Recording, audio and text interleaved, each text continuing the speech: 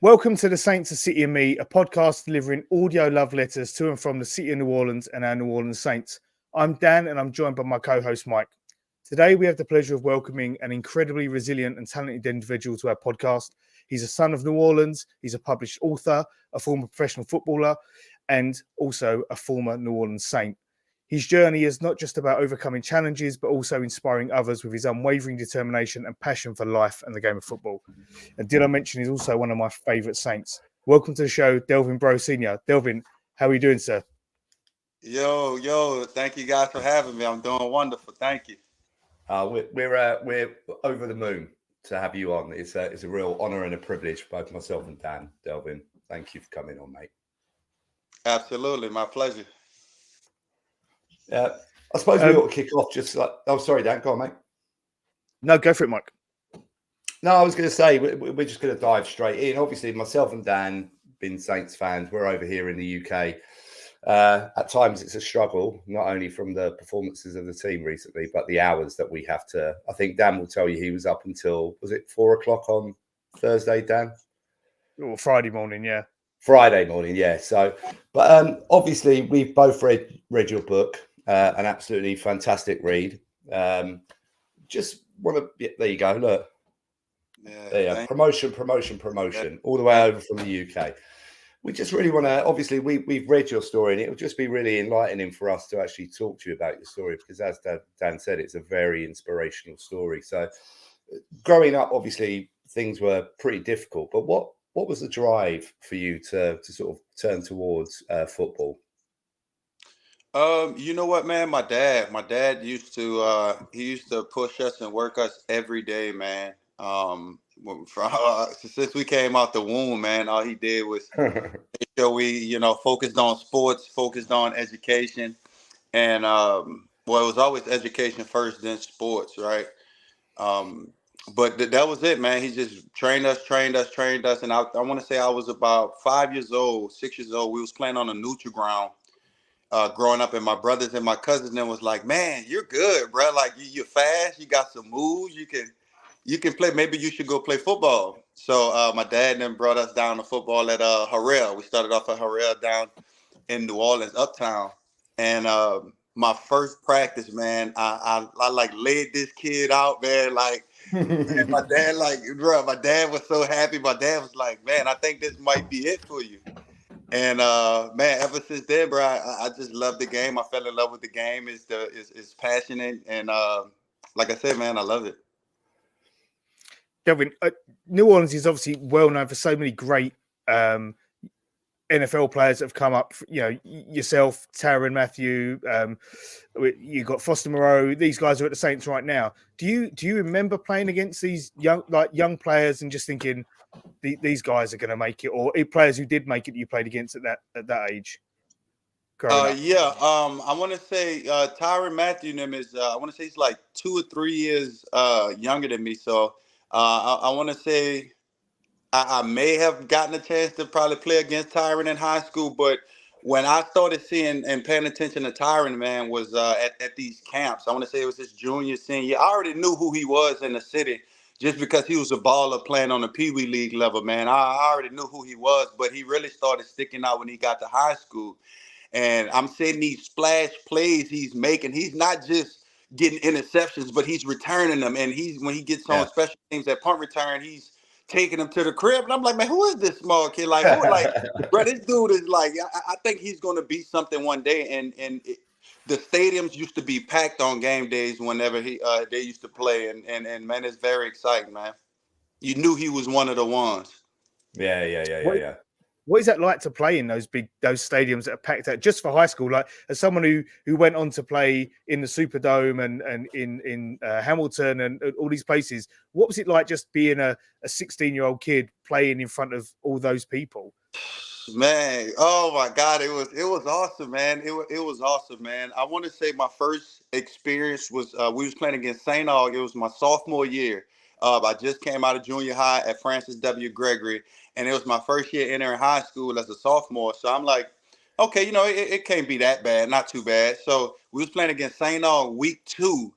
Man, when I tell you that crowd was crazy, like when you look around Tag on this stadium, like it was from end to end, like it was a horseshoe. So it's like everybody was in there, bro. I was nervous. I was like, man, like when you come out the tunnel, there was boo. I was like, oh, it really was high intensity. Anybody whoever went to that game, they can tell you the rivalry it was, man. So it was pretty awesome.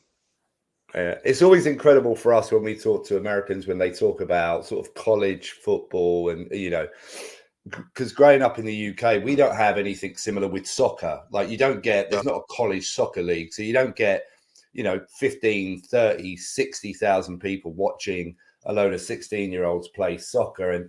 And sometimes it's a very difficult thing to actually appreciate that's what sort of, high school, college football is like, the fact that it grabs so much attention.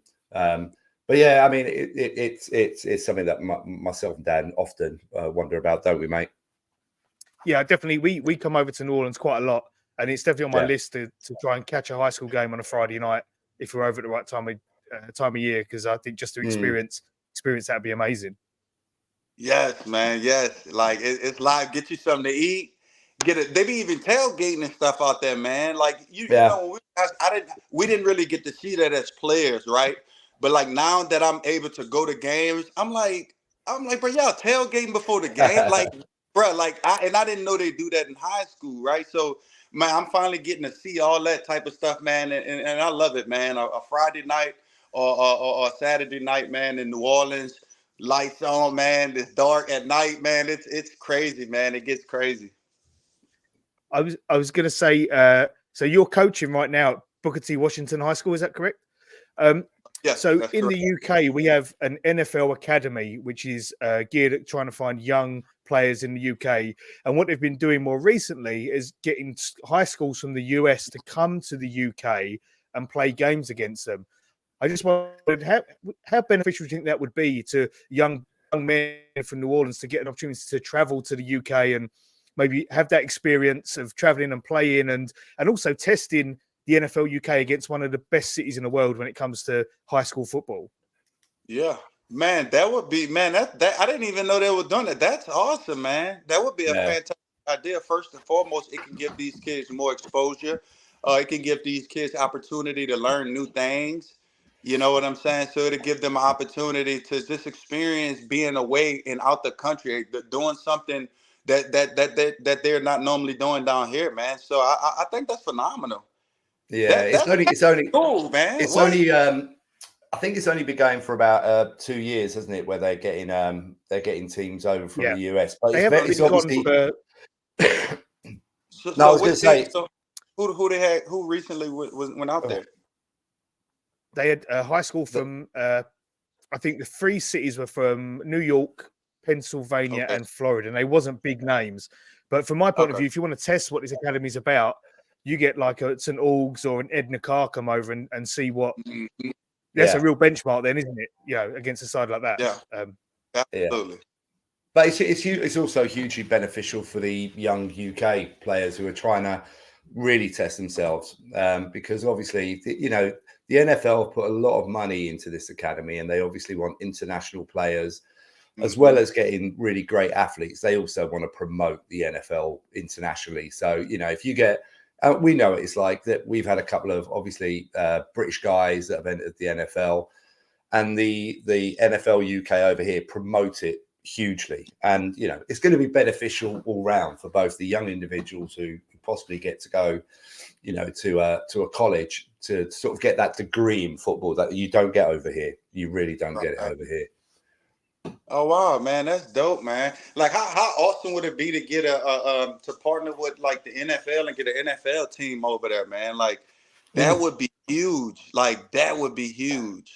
You know what I'm saying? And then it would give guys like the pros. It would give the pros an opportunity to experience different things, come see and enjoy it. I think, man, that would be great. That would be cool, man. Because look, the UK, they can pick up guys from, America. You know what I'm saying? Like, they can build their own team, and they have their locals there that they can recruit. Man, bro, that'll be sweet. To get some kids playing in high school as well. Yeah, absolutely. Absolutely.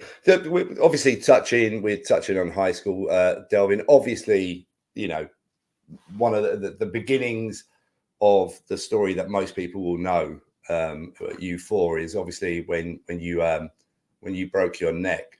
Like, obviously, myself and Dan, we've read your book a couple of times, so you know it's even before that, and I'd recommend anybody to read it, because even the sort of journey you're on, sort of before you started playing football, is like, for people like myself and Dan, it's such an interesting read, because obviously you had a very tumultuous time growing up.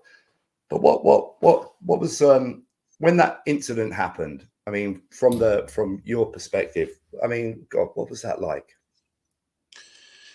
Oh man, that was probably one of the most terrifying but calmest situation I've ever been in, because like I said, I didn't know my neck was broken when I got up off the field. And you know, me taking my helmet off, walking off the field, and jumping up and down, not knowing my neck was broken, and being so calm in a situation, like it, I don't know, man, like it just felt like it was supposed to happen to me. It felt like I was the guy that it was supposed to happen to. Everything was so calm, everything was so peaceful. Even when I got to the hospital, you know, the nurses are smiling, laughing, like it's peaceful.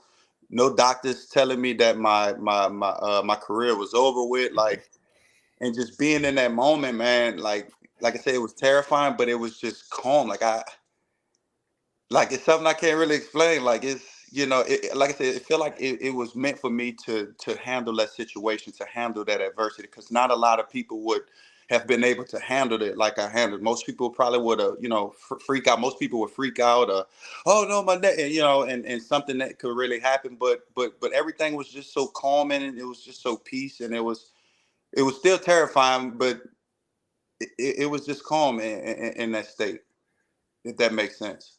Yeah. Yeah, it was. So go on, Mike. No, Dan, you go on, my friend. I was going to say, obviously, in your book, you talk about the struggles you had when you went to LSU and not being able to play, and where that led you from a mental point of view. Mike and I have both experienced our struggles with our mental health in the past. How important is that for you now, in terms of, you know, what you're trying to do with young people, in terms of using that experience that you had and the difficulties you went through, and making sure that young men are better equipped to deal with those kind of scenarios that life throws at them? Oh, I think we've lost Delvin. No, he's still there. No, I don't think you can hear.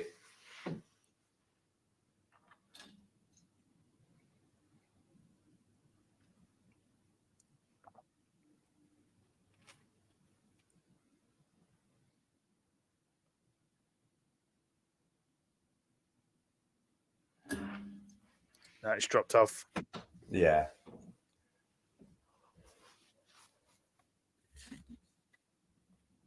Well, I was like, we'll hopefully get Delvin back. Yeah. We can obviously either do one or two things. We can either cut this section out of the pod, or we can carry on talking. Well, I think technical he might be difficulties back. that you Yeah, get. yeah. Hey, look, yeah, it's live. Well, it's not live, but it could have been live. Yeah. Hey guys, y'all can hear me? Yeah, you're back. Yeah, there we go. Yeah. Dan, you were just Delvin, I don't know if you heard Dan's question, but Dan, do you want to just go back over that question? Yeah, so I was just saying about, obviously, in your book you talk about the struggle you had when you was at LSU, and, you know, dealing with not being able to play and the effect it had on your mental health, and you've been very open about that, and I'm saying that Mike and I have both experienced our own struggles with our own mental health, and been on our own journeys. And I just wanted to link it back to the work you're doing with young people now, in terms of trying to help equip young men with, you know, the tools to deal with the kind of challenges that affect their mental health. And I know you did a mental health football boot camp earlier this year. Just interested to hear a bit about that, really. Yeah. Oh yeah, man. Yeah. That man, that was one of probably the most depressing time, man. You know, not getting clear from LSU, because that was probably a dream. You know, that was, man, one of my my only dream, school to play for, man. And for them to not clear me and everything, I just went into a deep depression state, and that's where I found and started doing more research about mental health, and started understanding, those things that were happening to me was caused by that, and the trauma and everything that I've been through as a kid, and wanting to commit suicide. Like, all those thoughts and things were just part of my mental health. And once I got a grasp of it and started asking people and talking to counselors and more people, I want to say Miss Kristen Price at LSU during the time. Like, once I asked her about mental health and what it meant, what it meant to her, and then she broke it down to me, and I was like, man, I've been suffering from this all my life. Like, I've been having these emotional spells. I've been acting out. I've been having ADHD, my focus, and once she broke it down to me, I was like, man, my dad and them may suffer from this. Like, my parents may suffer from this. So maybe I could start doing an initiative, a program, and make it meaningful to not just myself, but to the ones in the community who don't really know about mental health, or who don't really talk about it as much. Let me be that blueprint for them, right? I have a platform, so let me use it. Mental health is real. I let people know that I suffer with it, and I had suffered with it in the past. I suffer from it now, and I'm working on myself daily with counselors. I have different coping methods that I use now, whether it's yoga in the morning to release my mind, have my brain clear before I enter the world. Or sometimes when I'm having these emotional spells, I would go in the shower and just cry. I would run a hot shower and I would just cry, man. Let that out, man. I'm a human being at the end of the day, man. We have emotions, right? We have emotions. We can't keep wearing our pride on our sleeve. Like, my dad and them never really taught us growing up that it's okay to be vulnerable. It's okay to, break down at times. It was always, you got to be strong. You got to be tough. Like, you can't be a wimp. You can't cry. When things get tough, you got to keep going. I'm like, but when is there a time for me to break down? When is there a time for me to cry? You know what I'm saying? Like, all this stuff was, just being bottled up, and it just puts you in those deep, dark spaces, and that's something where you don't want to go. So for anybody out there that's going through mental health, or that's being in those deep, dark spaces, like, go seek help. You're not crazy. There's nothing wrong with you. It's normal. It's okay to not be okay. It's fine. Go cry. It's okay to have attitudes at times. It's okay to react certain times a certain way. It's okay. We just got to find a way to combat that and balance that out, and go find some coping methods. So that's what I would say. Yeah, it's interesting when you touch on that, Delvin, because obviously it's almost like there's a generational thing here, isn't it? Because you were saying about, like, you have to toughen up, you have to be strong, you have to push through. One of the great things about living in this sort of day and age is that, especially men are allowed now to talk about their mental health. And it's an interesting point, because obviously when you were saying about your dad was the one who was like, you push through, you got to toughen up. And I think you've cut in later in life, you've sort of come to a realization that obviously when your dad was growing up, he probably suffered from the same types of things that you have now, but he had no way of trying to find a way to deal with it or cope with it. It almost took on that, well, push through, just be tough. So I just think it's great now that, men of my age, I'm the oldest one on here, I can talk about my mental health freely and openly, and I do often. Man, that's good, man. Yes, indeed, man. Look, I just did a story the other day talking about mental health, and the lady was like, the interviewer, she was like, Delvin, this is awesome that you're doing this. You're gonna bring so much awareness for not just mental health, but for men to come out and talk about it. Like, a lot of men don't come out and talk about that they cry, or that they be weak, or that they break down. And so I want to be that gate for them. I want them to understand that, man, it's okay. I'm tough. I'm toughish. I'm tough. I'm strong. But it's okay to break down. It's okay to have your moments to yourself, to where you can recoup, recover, and get your mind back ready to go and finish completing your purpose on this earth. I was going to say, I saw you in an interview recently, Delvin, and I can say that you do look in great shape still, even though you hung up your cleats last year. You look good. So physical trait. Hey, Dan, that's a bro jersey, I'm saying. It's a 40. I got the 40 on. Oh, he got the phone. Okay, yes, sir. Yes, indeed. To go there, and as a Saints fan, you're the first time the first time I've had an extended conversation with a former Saints player. I need to ask you, as a young man who grew up in the Iberville projects in just outside, the French Quarter, what was it like stepping out into the Superdome that first time when you put on the black and gold? Oh man, that feeling when I first walked out that tunnel, man, that feeling was just amazing. Like I cried, man. I ain't gonna lie to you. I had tears coming down my eyes. And I think we was playing against Houston Texans. And whenever I heard the announcer talking about, and you're right, starting cornerback, the right starting cornerback, Delvin Breaux, and they start, I'm like, McDonald 35 and do all. I'm like, man, it's like, man, I finally made it. Like Delvin Breaux, you here? Let's go dominate. Now is your time. Now you playing in front like thousands, millions of people watching you on, live streaming and up, bro. Like it was just amazing. It was an amazing feeling for me. I mean, from us over here, like 4,500 miles away, we was aware of your story.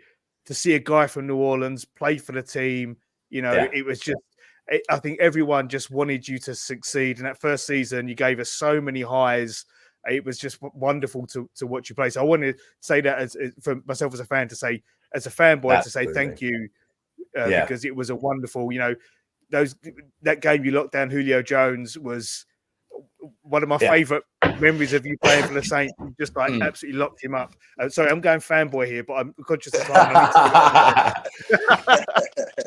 But it's brilliant. Man. It's like we over here, Delvin, even with soccer, fans, the one thing that fans love more than anything is when a local person, a local lad, actually breaks through and is able to make it into the team. It's probably one of, like myself and Dan are obviously from London. We're not New Orleanians, but we feel adopted by the city. So it's so proud. We're so proud when we see somebody local who comes back into the team and plays. And yeah, I'd second what Dan said. It's a wonderful thing to witness. Yeah, brilliant. Man, thank you guys so much, man. I really appreciate it. Like that's the love I need, man. I appreciate it. Man. That's genuine love, man. So thank you guys. Yeah, absolutely genuine. What was your favorite moment from your career, Delvin? Just touching on the whole of your career. If you have one moment, you think this is it.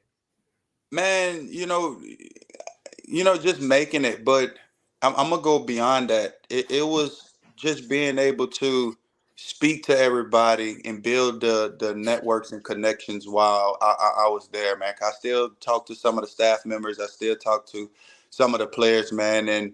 And speaking, like I said, I treated the janitor as if he was like Mickey Loomis, man, with the respect. And I got joy out of that. I got, I got great memories out of that because I still see those same people and I still see the same smiling faces, or they get this big, bright smile on their face when they see me, man. So it's like, that was more important to me than playing the game overall. Yeah, so and you get that. Yeah, Delvin, you get that because you talk in the book, I think, about when you were working at walk-ons and then you were sort of briefly at Subway, but that's where it became very human for you. It was like that where you had respect for everybody that you dealt with, and I think you've sort of taken that through the rest of your life, haven't you? Regardless of being a Saints player, being adored by people. I think you've still got a very human touch to you, haven't you? Man, absolutely, man. Absolutely. Love it. Yeah. I think we're conscious of time. Yeah, we're conscious of the time. I only had one more question for you, Delvin, if that's okay. Yeah. I know in your first season with the Saints, you was Rob Ryan was your defensive coordinator, and then halfway through the season, Dennis Allen came in. What was your experience of like working with Dennis as a DC when you was with the Saints? Man, it was awesome, man. It was a great time, man. He allowed us to play free, man. He allowed us to play fast. He simplified the game plan for us to just go out there and make our plays whenever they came, man. So I actually loved playing for Dennis Allen and Rob Ryan, man. I loved Robbo. I didn't know. Like I said, we didn't really get into the business side of things because we were more so worried about playing and winning games. But Robbo was awesome too, man. I love playing with Robbo. I love playing with Dennis, man. He gave us a different looks that we can play and use whenever we played against different opponents. He allowed us to play our game, man. Dennis, he was like, bro, we gonna fucking, oops, excuse my language, but he was like, no, you're good. Hey, We've got the E. We got the E. You're good. We're British, Delvin. You should listen to some of our podcasts. They're X-rated. But he'd be like, bro, we gonna let you fucking take out the number one receiver, just go press it up. So, man, it definitely was awesome. Getting to learn from both of those guys, man. They're tremendous coaches, and I'm glad I was able to play underneath those systems. Yeah, it's funny you mentioned Rob. Sorry, Dan. You mentioned Rob Bryan over there. It's funny because he's probably one of the biggest NFL international faces in the UK because for a number of years he used to do the he was the studio guest in the UK studio when we had NFL games on. So everybody knows Rob and his long, beautiful white locks. He's well known over here. Yes, indeed. That's my guy there, man.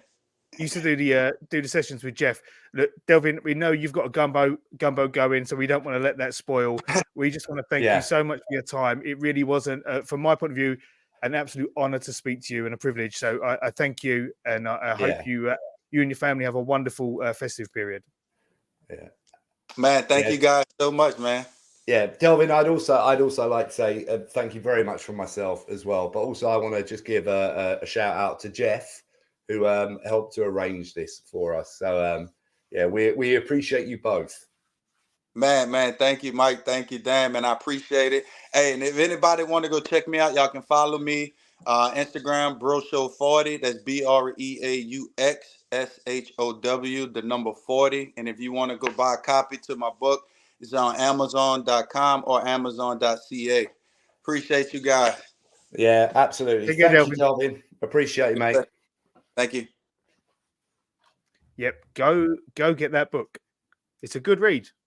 It's a really, really good read. It's I think, Dan, you said it at the beginning. It's like it's inspirational. You know, I think Delvin touched on it there, where he obviously when the incident happened, and obviously he was saying about he had this mixture of calm and like being really worried. But when you actually read about that, even that episode of his journey in the hospital, it is amazing that he made it anywhere near the NFL.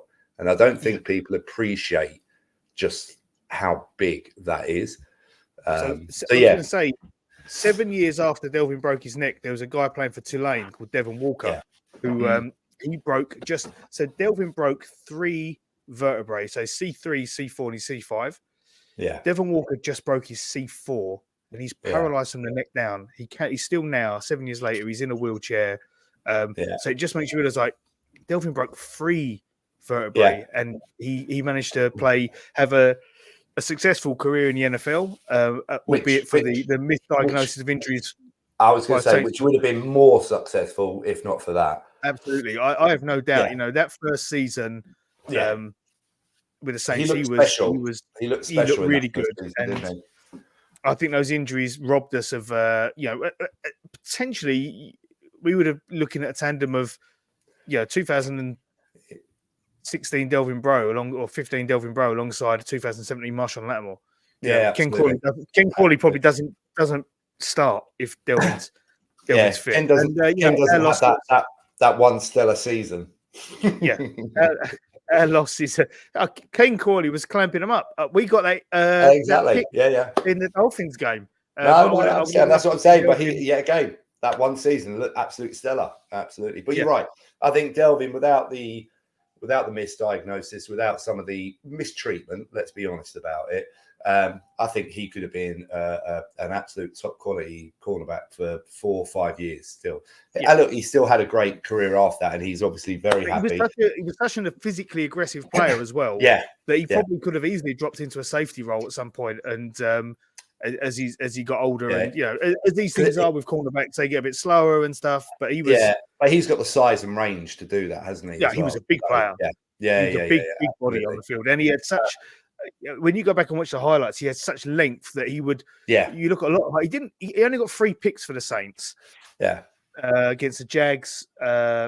Eagles, and I want to say against the Panthers. Yeah. But if you look at his highlights, broke up so many plays with his length to get to the ball, get that arm out and stop the receiver getting it. And you watch some of the highlights, he locked up so many good wide receivers. I think the only one that probably gave him a bit of a run was Odell Beckham, but Odell Beckham was at his pomp that year. And it was two New Orleans boys going toe-to-toe. So I'm sure there was some kind of... He was giving everybody terrors in his pomp, weren't he? It was like, yeah, there are certain players, it doesn't matter who you are, that you find it very, very difficult to lock up. We see it ourselves, even if we look at Marshawn, even if he's in lockdown mode, sort of got a little bit sort of bullied last year in London, didn't he? Only for a couple of plays, because otherwise he actually did lock Jefferson down. But there were a couple of plays, and when you're a player, like you were saying, OBJ in his pomp, all you need is a couple of plays, and then that's it. It doesn't matter if you lock somebody up for the whole game, one or two little plays, and then it looks like you've had a disaster. So look at us with our Saints knowledge. I know we're just growing, aren't we? We're growing as two individuals, two middle-aged men learning more about football. Absolutely. What a fucking joke! Thursday night, I stayed up, as you said, I stayed up till 4:10 in the morning to watch that shit. Well, do you know what? I say watch that shit. We were just we just have moments where you go, oh, we're gonna do something, and then just like shit the bed. That drive when Shaheed scored, that the pass to Juwan Johnson, I thought that's a great pass, great catch. He's pulled it on the sideline. Rashid scores. I'm like, this is it. We're going to come back. And then third downs on Thursday night, both sides of the ball were poor. Were poor. I know you. It was your son's birthday, so you was. I didn't. I never ever missed watching a Saints game, but it was my son's 21st birthday, and we threw him a party in London. I was still awake at about 2:30, but I actually couldn't even say my name, so there was no way. I actually fell asleep. I fell asleep at the hotel with it on my phone with my headphones in, and wifey was like, "All right, you watching the rest of the Saints game?" I was like, "Yeah," and she went about 42 seconds later. She just said, "You know what? Right? You remember last year I was in Florida when you all met up for the Raiders. Yeah. Oh God." Is that you? I think you FaceTime, didn't you? From there, So I watched. It was the game against. So I was in Florida for about 2 weeks, and the week before that Raiders game we played the Cardinals, and I went to a big sports bar in downtown Disney, or Disney Springs, it's called, and I joined the Zoom, the Saints Block Party or Saints Twitter podcast as it was at the time, Zoom, and I'd had a couple of bets before I left on Rashid Shaheed getting the first touchdown and anytime touchdown. And this was, no one knew who Rashid Shaheed was then. So the bookies over here had stupid odds. And I'd had about, I want to say, across two bookies, because I messed my bets up, I'd had about £25 on Rashid Shaheed to score the first touchdown, anytime touchdown. And he gets the first touchdown of the game. I go mental. I've won about £800, £900 off this one bet. So I proceed to say to my wife, I'm going to stay and watch the rest of the game, and I'll meet you back at the hotel.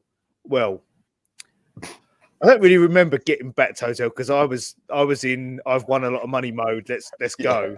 But I do know that I fell asleep watching the game on my phone on my laptop. I remember you being on the Zoom, and then I fell asleep with a Zoom going on. The game on the TV, and I was like, "Oh my god!" I hope I was on mute because otherwise they could have heard me. I'm sure I remember. Or whatever. I remember at one point, I think you FaceTime me, and I think you were walking past like a man-made lake or something. It was something like that, something along those lines. And when I say walk, I mean like it was like a drunken foxtrot. I could have been dated up. To be fair, I could have been dated up. Yeah. But there you go, like the dedication of the fan, even on a family vacation. Well, they was happy. Dylan got a lightsaber out of it, so exactly. Probably some kind of bag or something. I don't know. Yeah, but Mike, the season we've got 2 games left to go. We don't normally do this because normally, we get. We rattle on for hours with our guests. Yeah, but Delvin, Delvin privileged was in the guest. middle of trying to sort some gumbo out, so we realised. Oh, and you know what? Fair play to him. I could do restricted. some gumbo now. Yeah. It's two games left to go. How are you feeling? Really a bit indifferent. I know there's this sort of, as a Saints fan, I'm in exactly that indifferent place that I think most Saints fans are. It's almost a case of, look, don't take getting to the playoffs for granted. We've got enough friends in the US who have been fans for years and years and years and years and know that even getting to a playoff, 25 years ago was fucking special just to get to a playoff. And we were spoiled, during the Peyton Breeze era, where it was like, we got there quite a lot, especially towards the back end of it. But I am really, I'm in that sort of place where, like, we'll get to the playoffs, and at the moment, it's like, we had the game last week where very impressive. Carr was very impressive in that game. And it was an enjoyable game to watch because we actually looked fluid on offense. Defensively, we sort of shut them down. You're like, and we get these moments. We've had these moments every other game this year where you think, maybe they've worked it out. And as I said, I didn't watch the whole game. I've watched the highlights, and you don't really get a sense of the real game in the highlights. But obviously, interacting with you guys during the night, I know how bad we were. What are they doing that onside kick, man? Yeah. I know they've got no timeouts. They've still got over 4 minutes left on the clock. That's Dennis Allen not putting faith in his defense. And not to say I blame him, but they was off. They was a little bit off on crucial plays, unfortunately, and secondary. It seemed to me like there was always a receiver open for the Rams, and maybe that was just Matthew Stafford's composure in the pocket to wait until the player was open. Alontae Taylor got benched mid-game. Alontae Taylor. This is the same Alontae Taylor who we're big fans of. We think he's got a huge career in front of him, but came out and had a go at fans for not going to games. It's like sometimes you've got to realise you keep those things quiet. You look at the way Taron spoke and Cam spoke and DeMario spoke, and these experienced pros who understand how the game works and understand how fandom works. And this young pup comes out and just inexperience, I think, on his part. And now it's come back to bite him because he got benched in the game. Yeah, absolutely. And, going back to the how do I feel, whatever. Hey, look, que sera. I think that's where I am now. It's like I want us to win every game. But unfortunately, I'm a realist and I know we're not good enough to win every game. Even with the game against the Bucks in Atlanta, that there's a distinct possibility we could lose both of those games. So at the moment, I'm just like, whatever happens. I want us to win. If we get to a playoff, I know one of the guys in one of the WhatsApp groups was looking at flights for if we get to the playoffs, and it looks doable. So, again, if I'm being selfish, I'd love us to get to a playoff because I think my wife would let me go again. But don't get me wrong. Like if we get to the playoffs and we have to play the Eagles, in the dome with the fans galvanized, there's no reason why we can't beat the Eagles. No. Or anyone. I think other than the 49ers, I think anyone in the NFC can be beaten in that wild card. But the other argument about it all is all right, but if we sort of lose out, we get a better draft pick. Unfortunately, probably 80%, and all stats are made up, and I just made that up. But 80% of Saints fans would probably want us to draft a QB if we were picking up 8 or 9, or do maneuver to get ourselves into a position. But we're not going to do it. We as Saints fans with this organisation know they're not going to do that. So if you're picking at 8 or you're picking at 16th, 19th, 20th, it doesn't feel like it makes that much difference to us. No, it's unless Dennis Allen is fired, they are not taking a QB. And people might disagree with me, and I'll be amazed. I'll be amazed if they do. But maybe if Dennis Allen does go and they bring someone in, maybe if they bring it, even if they just bring in a strong OC who might say to Dennis Allen, if you want me to do this, you need to look at giving me a young QB to work with. If not this season, the season after, because you need to be prepared. And I would like to think that they would have learnt from what happened with Drew. I've said it time and time again. They tried to plan their future punter with more focus than they did replacing Drew Brees. Yeah, absolutely. I love Taysom Hill.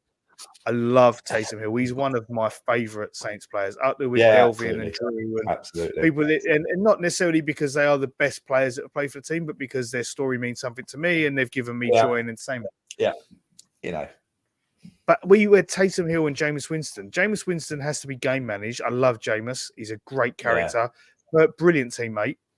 But none of them are starting franchise quarterbacks, and we didn't plan for it. But we stashed Blake Gillikin on a practice squad. And then he has a couple of bad games and we dump him, and he's one of the top. And now we've got a guy now, and we've got a guy who punts 43 yards virtually every fucking punt. It's like, but yet again, you sort of like part of the problem, I think, also because even with the car situation, I know like theoretically there's an out after sort of year 2, but there isn't really, because we're going to have to restructure him, aren't we, at the beginning of kick that down the road next year, kick that down the road in order to actually get a roster. Because if we don't restructure it, then we're buggered. So we know that it, but there does come a point, but look at, not in a horrible way. I mean, not that they're a franchise that you'd ever want to look towards or up to, but Vegas, what they did with their sort of QB that they brought in, and obviously on a contract, and they've just went, nope, I'm stashing you, Jimmy, you're over there, and we're going to go with this young buck and see where we go. Even if you got a QB and he didn't play for 2 years, you'd still get a couple of years where you probably could, you could then massage your cap with Hendon Hooker. Just took him, knowing the injury was going to wipe him out this year, and maybe next year he won't play, but the year after, maybe he's a starting quarterback. And you look at the contract as well. Like, I know we all say about, you want a QB on a rookie contract, but I think they're looking, well, we'd rather take a second-round QB rookie contract than the first-round QB rookie contract. Yeah. But then also, it's like, you sort of think about it, and I'm not advocating that he starts or anything, but they got Jake Hayner, and it's that sort of thing. It's like, Brock Purdy's doing a job. But beyond that, it's like, what's the point? So where did we take Jake Hayner? Was it 3rd or 4th? I can't remember. We moved, didn't we? To was it 3rd, 4th round, 5th round? Yeah. 5th round? Yeah. So, but we've taken him, and it's like, oh, what's the point in taking? I mean, why do you even bother? Like, we've had it now for years where we don't develop QBs. We know that. We haven't had to develop a QB. We took Garrett Grayson in the third. Garrett Grayson in the 3rd round. Yeah. Garrett Grayson's selling insurance now. He's not even 30. He might be 30. I don't know. Yeah. But then just take a punt. Take a punt with somebody who is a supremely talented college player who you don't know if they'll maybe someone like Michael Pratt out of Tulane. He's familiar with the city, and he shit the bed a little bit in the ACC championship game against SMU, but he's. I think the key for me, you've got to get an OC, and they have to get a good OC. And sorry, Pete Carmichael, you've got to go. You've got to go and get. But also, I think you've got to get an OC in who's got some bollocks as well, because obviously, if you're going to retain DA, obviously he likes his team on both sides of the ball to play the way that he likes. You need somebody who's going to go literally stand up and say, no. Look at this for contradiction. Yeah. I was going to say, look at this contradiction. Dennis Allen stands up and says, our identity as a football team is we're an explosive team that runs the ball. That's how we think. We're a running team. Pete Carmichael, his whole career has been a West Coast offense guy. That's throwing the ball. Your OC and your head coach have differing philosophies on how to play the game. It's And that football is loggerheads. abundant. Yeah, it's abundant. Yeah, He yeah. doesn't know what to do, and it's just. I mean, been a great servant, but fuck off. Yeah, absolutely, and yet again, it's this year has been especially just infuriating because of what we were talking earlier. Right. So what? Of all the wins we've had, we probably have 3 wins where you're like, okay, I might see something there, and then literally you shit the bed the following game, and literally it's been like that the whole year.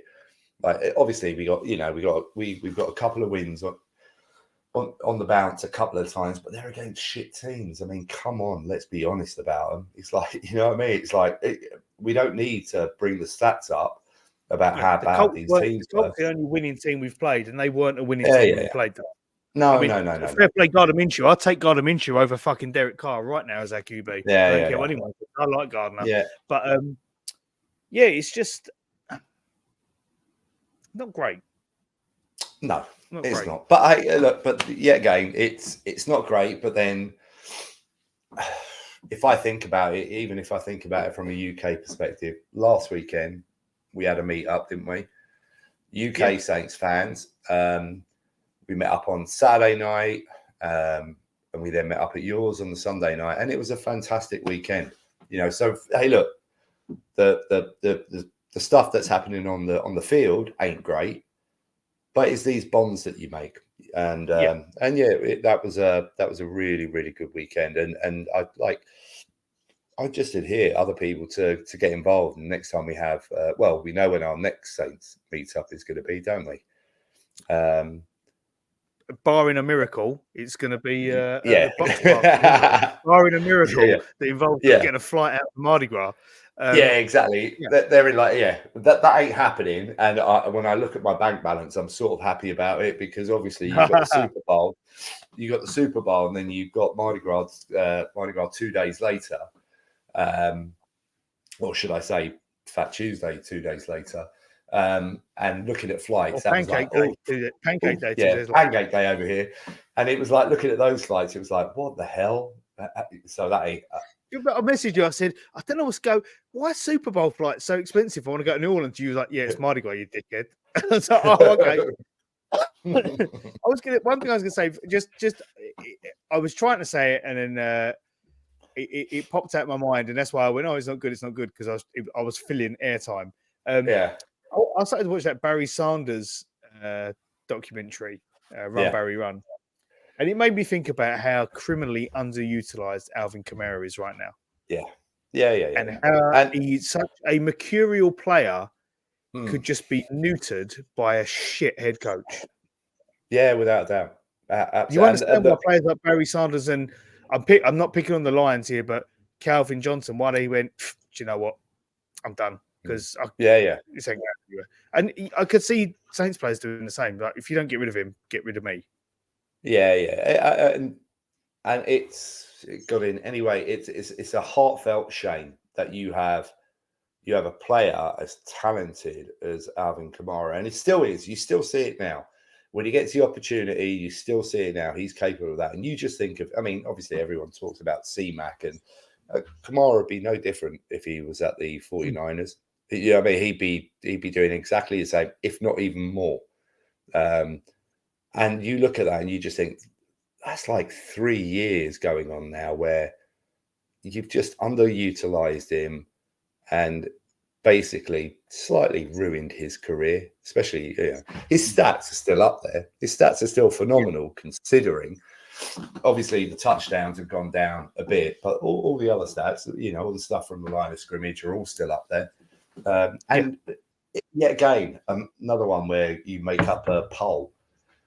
If you asked 100 fans, current Saints fans, who their current favorite player is, without a doubt, over half of them would say AK. I've got no doubt about that. I mean, we've had people on the pod, and when we asked them that question, who's your favorite Saints player? It's not allowed to be Drew Brees. A lot of them will say AK, but when you say who's your current favorite, I think most of them have said AK. Well, Dye said he was the player he'd most like to go for a beer with. We need to bring that question back in, especially for international fans, because it probably resonates a bit more with the Brits. Right. Who do you go for a beer with? I'm going to ask you a question.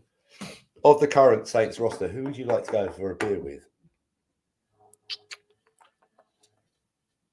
It's not allowed to be your current crush. Jordan Howden. I wouldn't want to take him for a beer. I wouldn't want to corrupt him. No. I want him to be. I'd go for a beer with Trevor Penning because one, I reckon he can sing. I reckon Trevor Penning can fucking guzzle some beer. But also, I think Trevor Penning would tell me what the fuck's going on, and he could bring his dad Jeff too. Yeah. I think any of the O-line is probably a good answer if you want to actually really sup some beer. Yeah, I think if you wanted to go for a proper beer, O-line, D-line, tight end. Yeah. Mine would be Jimmy Graham. Oh, yeah. I bet Jimmy don't drink, though. Look at the shape he's in. I bet he don't drink. Do you know, if I tell you a player, I'd most like to go for a beer with who's ever played for the Saints. Jeremy fucking Shockey. I reckon Jeremy Shockey would cut that out the pod. No, Jeremy Shockey would be one of the best nights out you've ever had. 100%. I'm gonna counter that with a man that you met on your first trip to the Dome. Morton Anderson? Yeah, I'd love to go for a beer with him. You know how those Scandinavians, they can drink a bit as well. Any other part when it comes to those, surprisingly enough, in Europe, when those polls come out about which country drinks the most, the top 5 always consist of the UK, Germany, and Scandinavian countries. Because it's so fucking dark all the time in Scandinavia. Yeah. Exactly. Most of the year. But look, if you're going for a drink, you want to go for a drink. Well, let's reach out to Jeremy and Morton and say, look, the 4 of us go for a beer. Yeah. Do you want to force them? I mean, no. Do you want to? Yeah. Do you want to drink? Yeah. Four ball. No? All right. Yeah, I reckon. All right, Morton Anderson, Jeremy Shockey. That would be a night out. That would be a night out. That would be like the Hangover. That would be like because I messaged Jeremy Shockey about coming on the pod. Yeah, and he gave me the courtesy of a reply. Like massive respect to him. So this is rubbish backstory, but before I was a Saints fan, he was one of those players that I knew of when I was as an NFL fan. And he's got you know me, I'm tatted up to the eyeball. He's got that massive tattoo nowadays. He caught my eye and he's an imposing figure. I was like, this guy, I like this guy. And that was when my wife was going to me, why don't you become a Giants fan? I was like, I don't want to just, I want to find a team that's not. But anyway, we've talked about it in the first podcast. Yeah. When he signed for the over the moon. But I reckon going out with Jeremy Shockey would be amazing. Yeah, I think actually, there probably are quite a few more that we could have picked, but I think those two on a night out with us two would be pretty special. Well, Max would say Roman can go toe to toe on a beer. Max, yeah. Oh, and Brian Brazil, when he gets a bit older, he'll take a few. He's a lump. I'm sure I see him on bourbon when we was over. I'm sure I see him on now. Yeah. I know. I'm sure you messaged me. Yeah, I messaged you. The guy exactly. He looks like Brian Brazil. He's got exactly the same tattoos as him, standing outside Beach Club. Was it? Beach yeah, but Beach also Club? I think it wouldn't be a surprise if it was, because I know obviously his family seem to be. Obviously, we know that they've got stuff done with Jay, haven't they? So, but they seem to be big fans of the city and the culture. So, I wouldn't be surprised if family members had come through and he was like, right, I'll take you onto bourbon. Do you reckon? Have a look. Do you reckon Lou Headley can have a few beers? Castlemaine Forex. You know where he's from. I think we know the answer. Yeah, without I bet can't drink. I bet Blake Groupie. I bet you give him half a shandy. I bet he's sitting. Just give him a Coors Light, and he's like, he's done for the night. 100%. Little fella. I don't know if Baby Sham is a thing in the US, but for our American listeners, go and search out Baby Sham. That's what every kid used to get at Christmas. Did you used to get a Baby Sham at Christmas? So we used to go down to my great aunt and uncle at a pub down in Devon, and we used to go down there for Christmas. And there's Baby Shams and and I used to get a bag of Christmas Day going to the pub and crust crisps and put a pickled egg in it. And then get the crisp on the pickled egg. Americans are going to be listening to this guy, and these guys are off their rocker. But I try to give Eric I got to give love to my man Eric Eric Johansen. He sent me a care package a couple of weeks ago. It finally arrived after the UK customs decided to tax me, but there was 3 giant bags of Zaps in there for my son, and he was over. Well done, Eric. Dilbra says, Eric, you are the man. We love you, Eric. We do. Definitely we do. Although the note you put in there was care package, Eric. Anyway, moving on. The note Eric put in was quite provocative.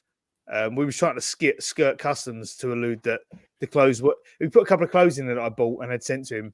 We tried to pretend that they were old, but they still taxed us on us, the bastards. So, as far as UK customs are concerned, I have a lover in Covington called Eric Johansen. And when my wife saw the message, she's like, "Which Eric's that from?" yeah, who that homo? Yeah, who that homo? He'll be jealous. We all know that. We've seen their interactions on the socials. Well, I see him flirting with Miguel on Instagram or Twitter. So Dan, stop getting jealous, mate. You're his first. You're his last. You're his everything. I'm sure. Sure. Yeah. So just go back. Sorry, mate. No, you go. No, I was going to going back to last weekend. Well, that's where I was going to go. Yeah, cool. Firstly, I want to give it. So we give a shout out to all our boys who were there. It was like Steve, it was Miggy, Alex, Aaron. Who am I forgetting? Me, you, Luke Benoit, Luke Bennett. Luke came through. Baggy came through on the Sunday. Rick, my brother, my closest friends, and also my brother-in-law, Chris, and also our good friend Ricky Rayner. Yeah. And there's a few others. I apologise. Sticky Rayner came through. I apologise to people I've forgotten who he was hanging out with, but I haven't forgotten anyone from Saturday, have I? I can't remember. It was a bit of a blur, to be honest, mate. God, yeah. Well, hey, look, you know, there were people who came to Ninthfield and then left before we ended up in Camden. Yeah. We shout out to Alex for buying an ungodly amount of hurricanes for us all. After he did the same in New Orleans with hand grenades, it must be drinks beginning with H make him hard on for making us drunk because twice he went to the bar and ordered 30 hurricanes. Twice. Yeah. There wasn't 60 of us there. I can assure you of that. No. Yeah, you have to give a huge shout out to the generous Alex. He's very, very fucking generous, is Alex. And lost. But no, it was a cracking weekend. I obviously got in a little bit of trouble with the wife, purely from waking her up at 6 o'clock in the morning, being in. Okay, let me just add a bit of context to this. So I get a text message at like 7:30 from Miggy Finesse. You know Miggy Finesse if you listen to our podcast. It's a video of him and Mike still dressed from the night before, drunk off their faces still, doing shots while Karen's trying to tidy up. Mike's dear wife Karen's trying to tidy up. And I think Steve had put himself to bed at this point, or was putting himself to bed. No, he was been in bed for hours. 10 a.m. in the morning. These two rascals are still going after starting off at whatever 2 o'clock in the afternoon the previous day. I've been up 11. I've been up 2 hours smoking my pork. That's not a euphemism. That's what she said. Smoking a shoulder of pork, a Boston butt for your. Hey, look, and as we're doing shout outs, I'm going to shout out my wife because she was exemplary. We woke her up at 6 o'clock having an argument. I'm not going to say what the subject matter was, but my wife found it very funny. It was a gentle argument where we were both laughing, but we were arguing. And I thought she was going to come down and absolutely throw me through a window, but she came down and she acted as a barmaid, which was wonderful. Good girl. Respect to the wifey. Yeah. And so the next meet we've got planned, we're hitting Box Park, February. Yeah. Box Park, Wembley, I think. Yeah. We've got a couple of tables lined up. Yeah, our guy Steve's booked a couple of tables down the front of Box Park. So if anyone's interested, there's going to be at least 16 Saints fans, front and centre, regardless of who's playing. I think it's about £26 a ticket for the table, and that includes a food voucher and a pint, which is all right starting point.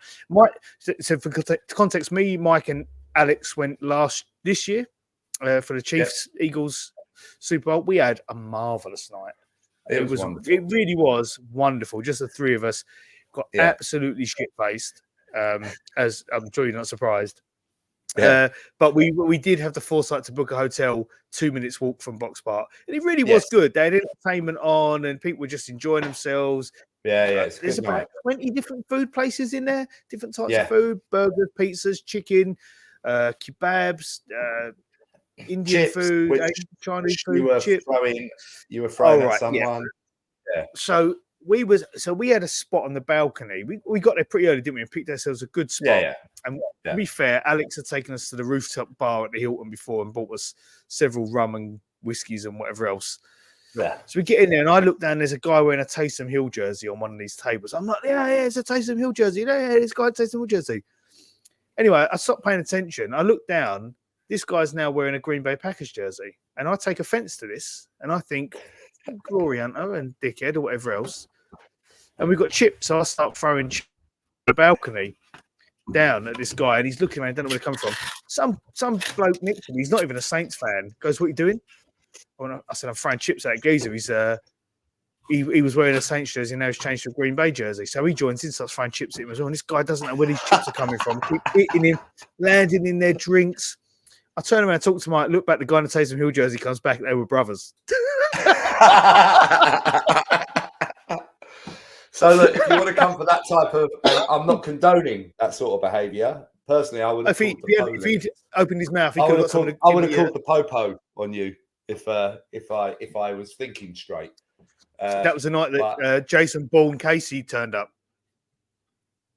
I don't know what you're talking about. We don't need to. We don't. Hey, look, if you can link that video into the pod, that would be good. But we don't need to talk about that. Anyway, genuinely, find a way. We had a great time. The three of us last year. It was really, really fantastic. Yeah, again, it's the same sort of thing that you get at NFL London, where all manner of teams are represented. You know, obviously last year the game was a decent game, but there's no ill will apart from the chip throwing. There's no ill will really, and it's a fantastic time. And me, Dan, and Alex had a really great night last year or earlier this year. And the fact that there's at the moment 16 of us Saints fans going, if you do listen to this and if you want to come along, DM either myself or Dan or the SaintsCityMe, and we'll give you the details, and it'll be cracking. I have a question for Mike. Yeah, I'm Santa Claus. What do you want for Christmas from the Saints? I want. It doesn't have to be an immediate gift. It could be something we get in April in the draft. It could be something we get in free agency. Mine is going to be take a punt on a first round QB. Take a punt. Even if you have to sit for a year, or you have to, a year and a half, or you bench our current QB, or that's it. The only, obviously you only get, it's almost like you're a genie with one wish. The only problem there is that you could get a first round QB, but then he could be put in place with DA and Pete Carmichael, and therefore it's like, what? Well, you're probably fucking wasting that pick. So it's sort of twofold, isn't it? Well, look, so it would be a QB in the first round. Well, listen, I found a little bit extra in my. Find a bit extra in my sack. You get another present. What's your second one be? A new OC, a QB and a new OC, yeah. Yeah. So I've got another one to go for. Well, I thought that you had one present per, so two presents, a QB and an OC. But if you want a third one, my sack's empty. No, you could. What? I'll ask you the same question, Mr. Harper. What would you? I want Dennis Allen fired, and I want him replaced with an offensive-minded head coach.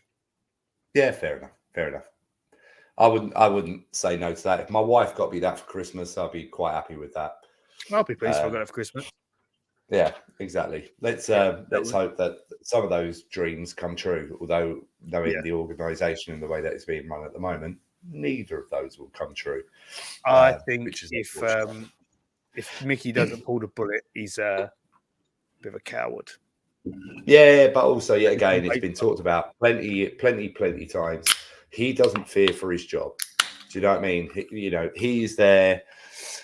He's gonna. He's just fully entitled now, isn't he? Because he's in charge of the wheel. We know that he's going to be there. I mean, kick him upstairs and let some fresh blood have a go. Give Kyle a job. Give Kyle a job. Absolutely. But it's not going to happen. We know it's not. I mean, I think I'd be interested to hear what Kai's views on these things are. Right. You've reached out to him before, haven't you? We know that's I did. I tried him on yeah. Oh, Kai, we're both finance guys. You worked at Bloomberg. I work in the City of London. Let's talk about it. Let's chop it up. Let's chop it up. Let's chop it up. About the markets. Yeah. You worked in fixed income. I work in asset management. Let's go. And there you get. There again, there's another example of Dan's research, which is cracking. Anyway, he worked for Bloomberg. Yeah, and then he went back to school to study.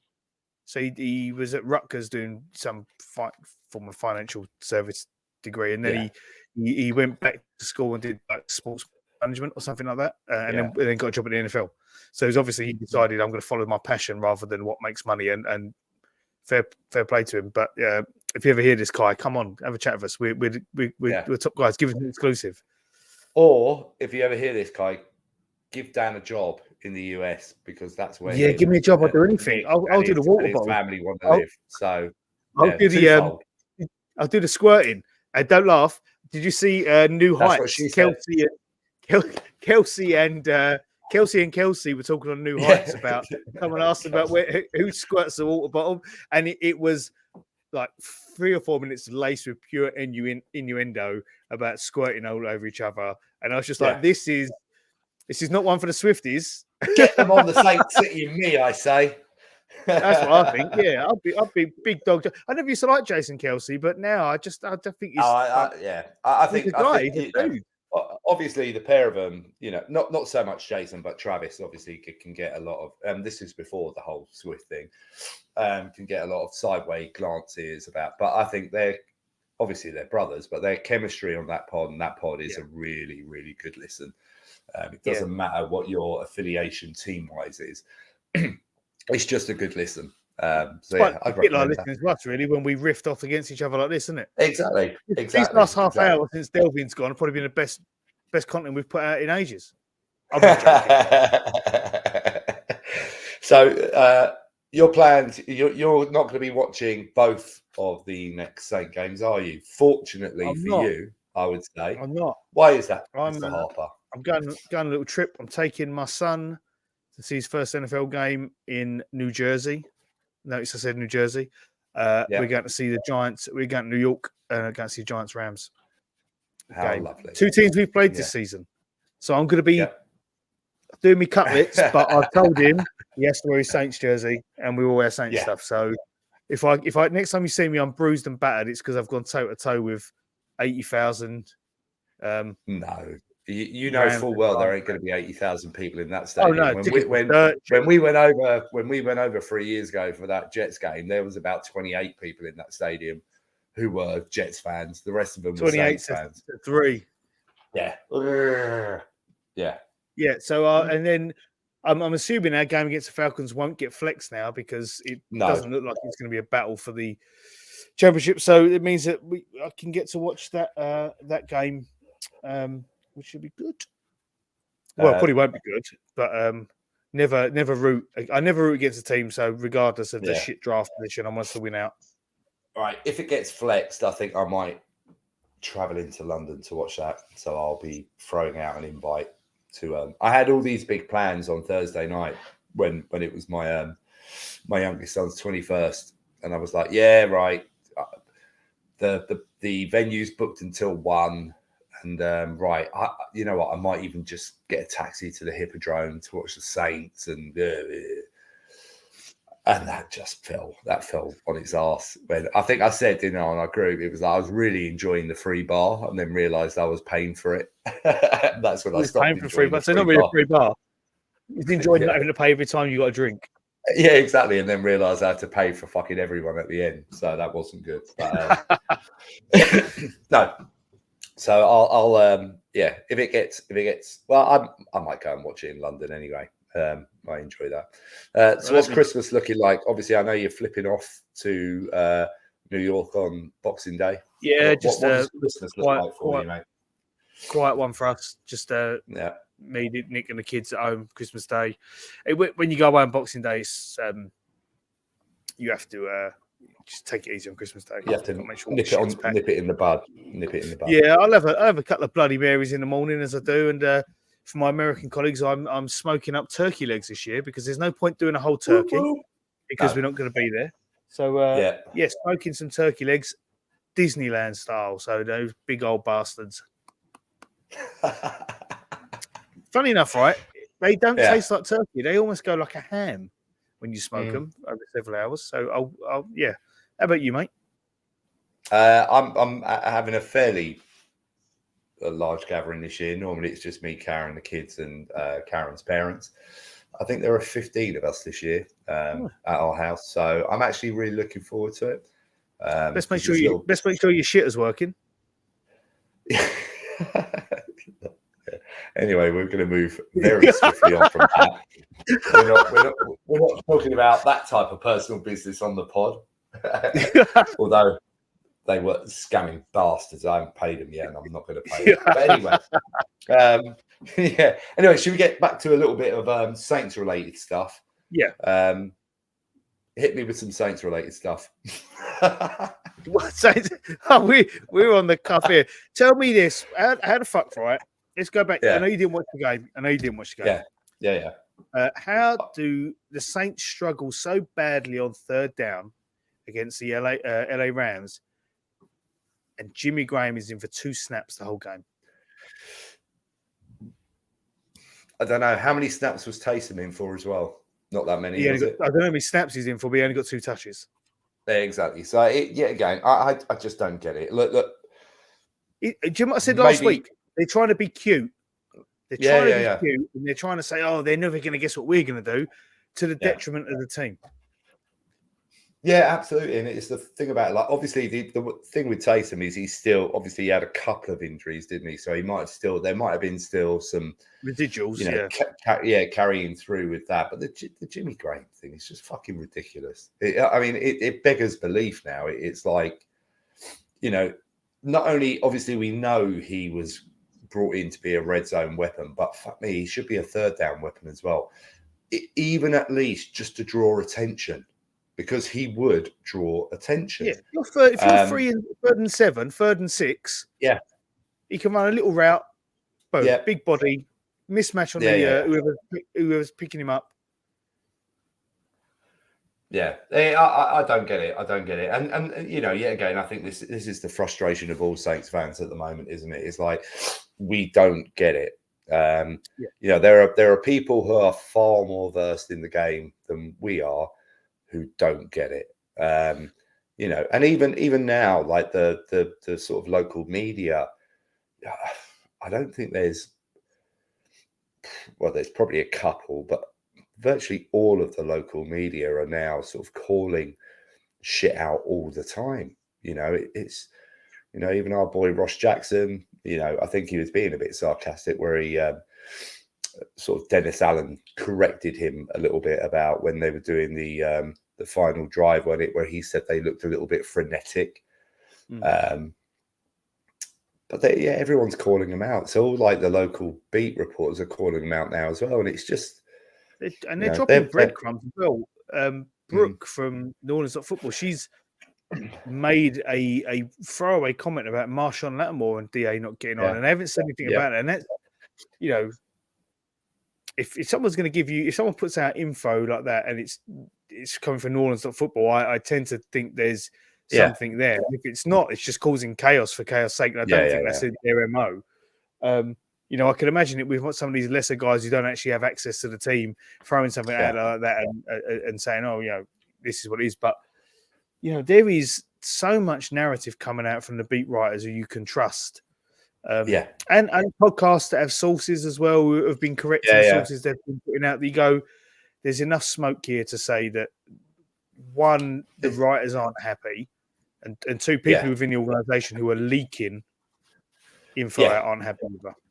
No, absolutely, and that in itself speaks volumes, doesn't it? That an organizer, because not every one of these pods or reporters have got the same source. So there are a number of people who are eking out the same type of information, which means that it doesn't sound like it's a happy ship. But also you don't know where that begins or ends. So it's like, who do you get? For all we know, Mickey's happy and Mickey's leaking the news to Rap Report saying, "Yeah, we're all good, nothing wrong there." You could have Jeff Ireland and Kai who are unhappy and they're leaking stuff to Underhill or whoever saying, "No, this is fucking shit. He's got to go." We put this news out there. It could be locker room guys. It could be players. You just don't know who's, and that's the problem. Like even if we had a player on here now. They're so media trained that you're never going to get that in the public. They always back channel it. Always back channel. Yeah, but if it was an ex-player, if it was Jeremy and the Great Dane, few shots, few soundies, exactly. I bet Shocky knows some shots as well. Yeah, coming few out of Zambucas. Florida. Oh, I bet he does. I bet he's got some couple of Zambucas, couple of Arbs. Bit of Guinness. Little mini Bailey, mini Guinness, boom. Yeah, baby Guinness. Get it right. Get it right. Don't disrespect baby Guinness. I apologise. You talking about baby Guinness? All right, whatever. So it's like at the moment it just seems it's just a complete and utter shit show. That's what it feels. It feels like internally it's a shit show. On the field, it's a shit show, and there seems no end to the shit show, and that's frustrating as hell. And we as we sort of, you look around the league and people have got rid of coaches who have got far superior records to our coach. And there is that, obviously our boys over at Saints Block Party who sort of run with the narrative of, Mickey is just trying to prove that he can be successful without Sean. And there's so much validity in that. Because otherwise, why would you be doing what you're doing? I mean, you recruited a coach who had a losing record. You've got a coach who's got a losing record. It would be different if we have lost so many one-score games where we've actually not been in the games. It makes the record look a lot better than it was. That, look at all these one-score games. As I said, even though I've only watched the highlights of Thursday, when I woke up and I saw that, I was like, oh man. You just got to look at the box score. Exactly. But then also, I just look at all the groups I'm in, and I went through a load of the messages. I realised, obviously, that's another game where it's just been made to look close, and it wasn't close in the slightest. And that, and I don't get that. I mean, we've spoken before about it, that we watch football, English football, soccer, and coaches are gone. Do you know what I mean? If you've got a talented squad, the way that the Saints appear to have a talented roster, on paper, maybe not, on paper, and maybe not as talented as a lot of people believed. I think virtually, I mean, God, we did at the beginning when we first started this pod, we did the projections, didn't we, with every guest that came on before the season started, and there wasn't a single person who didn't have us. I think the lowest we had was 10-7. Is that Ross? Yeah.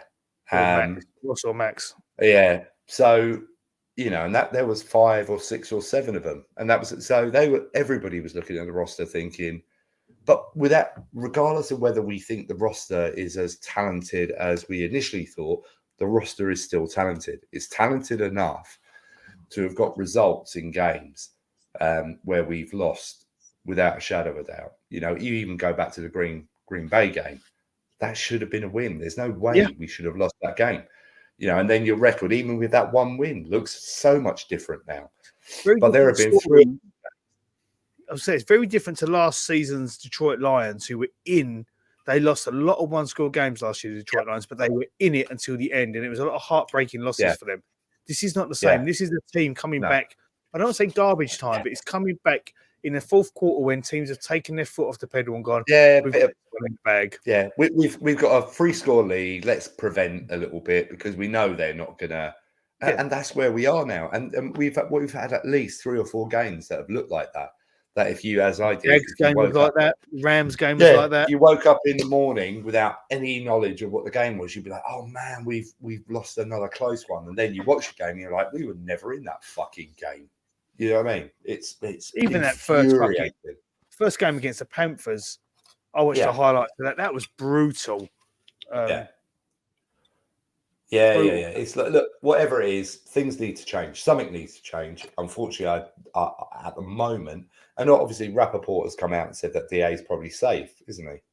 That's what he's come out and said. Yeah, I think he's getting that from maybe a source that wants DA to be safe. Whoever he's getting it from. Derek Carr, I reckon. Yeah, DA himself. Yeah, I'm safe. No problem here. I'm good. I'm safe, blood. Not that I think Alan would say blood, but yeah. Look, I think actually we should probably start to wrap this up because we are rambling on like a couple of fuckers. We're riffing like we like the Jay-Z gift, the head bopping. Yeah. I think we should wrap up because I'm almost on the point of singing again on the pod. And no. That shit.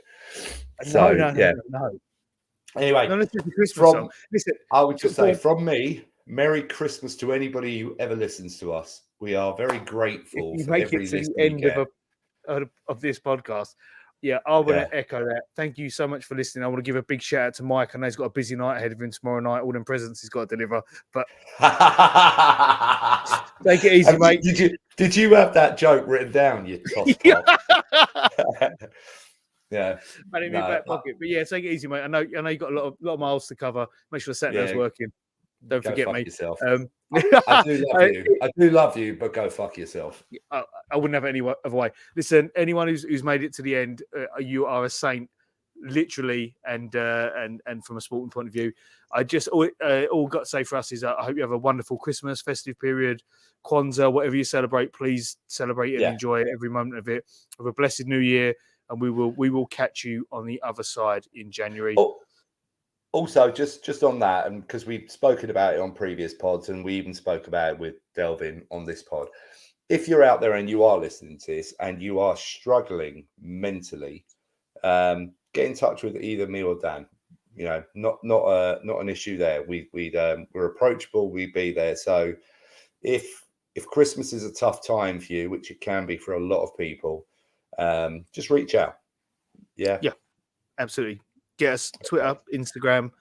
Absolutely. If you've got our numbers, text us, WhatsApp us. We know what it's like. We've been there, and we would be more than happy just to listen or whatever people need. Yeah, absolutely. We out.